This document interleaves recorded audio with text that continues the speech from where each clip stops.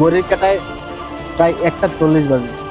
আমি তো এখন আমতলী থানায়, আমতলী থানা যে সেকেন্ড নাকা মানে এদিকে বাইপাস রুটে একটা পাখির দোকান আছে। তো আমি এখান থেকে এক জোড়া পাখি কিনছি, 1 কেজি পাখির খাওয়ান কিনছি, একটা খাঁচা কিনছি।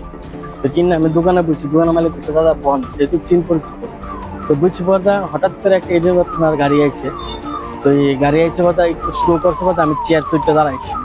তো দাঁড়াইছি পর্দা তাই দৌড় দিয়ে লাভ দিয়ে এসে আমার কলারে ঠাক করে ধরেছে। ধরে আমার কাছে যে বাড়ি কই, আমি বলছি ওই তো স্যার বাড়ি আমার আমতলী। হ্যাঁ, এবার তাই মোবাইল থেকে ছবি বাই করছে, একটা ছবি বাই করে সেটা করতেছে।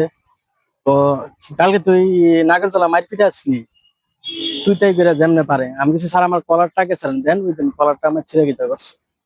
তো হালকা একটা কিনছি, কলারটা ছিঁড়ে গেছে। স্যার ছাড়েন কলারটা ছাড়েন, আপনি কি দেখবেন। মানে অনেক মানুষ জড়ো হয়ে আছে। এখন আমি বলছি স্যার আমি আমি কেন নাগরতলা থাকতাম, আমি তো আমার বাড়ি আমতলী। এবার ছবি বাই করে না ছবিটা তোমার মিলছে না। ঠিক আছে ভুল হয়েছে, তুমি একদিন আয়ো থানাতে আয়ো। পয়সা তেনার একটা মানে একটু নির্দাহ সেটা গাড়িতে লাভ দেবে গেছে। আমি আবার তেনা ডাকছি স্যার স্যার স্যার, তেনার লোক একজন টিএসআর আসলো, একজন আসলো, একজন টিএসআর একজন টাইপের।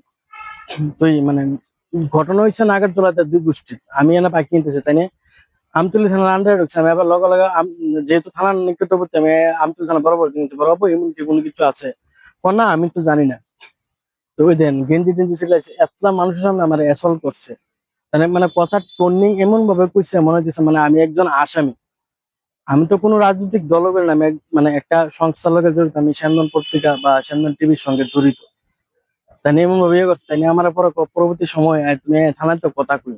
এখন আপনি কি না এইভাবে যদি প্রকাশ্যে দিনের বেলায় কেউ অ্যাসল্ট করে বা এইভাবে যদি এসব করে, আপনারা দেখেন আমারও তো একটা মান সম্মান আছে বা আমারও তো একটা ইমেজ আছে না। তো প্রকাশ্যে চলে এত লোকের সামনে কেউ কিছু লোক দাঁড়ায় দেখে গেছে, কিছু লোক গেছে গা। একটা তো আমার তো ইমেজটা খারাপ হয়েছে না একটা থানার। যে কোনো আমি আমি তো আইনের দ্বারস্থ হইব। আমার মতন যদি আরো, আমি তো আজকে একটা জায়গাতে আসি দেখে প্রতিবাদ করতে পারতেছি। যে অসংখ্য লোক যে প্রতিবাদ করতে পারে না এভাবে অ্যাসল্ট, তারা তো মানসিক ভাবে হেনস্থ হয়। আমারও তো একটা পরিবার আছে না, এসব জিনিস যদি পরিবার জানে বা পরিবারের কাছে যদি খবর যায়, আমারও তো একটা খুব মানসিক ভাবে আমিও তো ভেঙে বসতে পারছি না।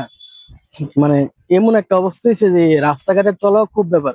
কোন সময় কোন থানা রয়েছে, কোন সময় লাভ দিয়ে কলার ছিঁড়া লাইবো বা হঠাৎ করে সেটা দিঙাইবো এমন গাড়ির বুক।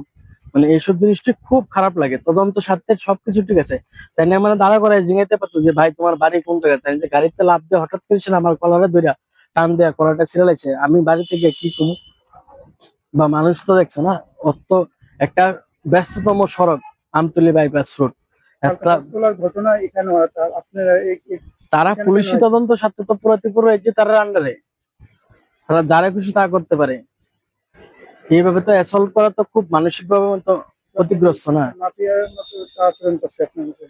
মানে গাড়িতে যেভাবে নামছে মনে হয়েছে মানে কিডন্যাপ করা বা অপহরণ করা স্টাইলে যেভাবে নামে লাভ দিয়ে একই সঙ্গে 3 জন নাইমা টুক করে দৌড় দিয়ে গিয়ে একটা ঘরের ভিতরে আমারে ধরে লাগান। ধরে সব কলার মানে কলার কি মানে মনে হয়েছে যেন মানে এমন ভাবে ধরছে যে আমি একটা বড় কোনো সন্ত্রাসবাদী সংগঠনের লগে জড়িত, এভাবে জড়িত। তাই না এটিটিউড যদি দেখতেন আপনারা, মানে এই সময় তো আপনারা আসলেন না, যারা আসলো জিজ্ঞাতে পারেন স্থানীয় যারা আসলো, তাই একটা এটিটিউড যে মানে অন্যরকম একটা বুলুরো গাড়িতে নামছে। মানে কি কমু এসব ভাবে যদি চলে, সাধারণ মানুষের আস্থা উঠতে পারে আস্তে আস্তে মানুষ পুলিশের উপর দিয়ে।